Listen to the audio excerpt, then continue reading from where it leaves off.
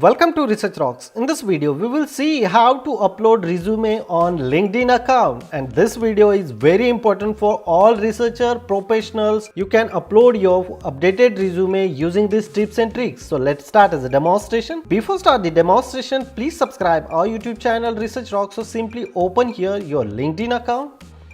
So here is my LinkedIn account. So simply click here in your pictures, small pictures, setting and privacy options, and data privacy, job seeking, preferences. You just simply click here and job application setting.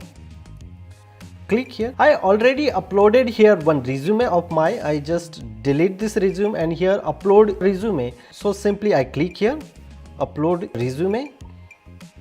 And where exactly location of my physical operating system, accordingly I select this resume and upload here. It's very simple to upload your resume in LinkedIn account. You can do same process and upload your updated resume or upload your first time resume. You can do same process and solve your problem how to upload LinkedIn resume. Hope you like this video. Before leaving, please subscribe our YouTube channel and follow me on Instagram, same Research Rocks.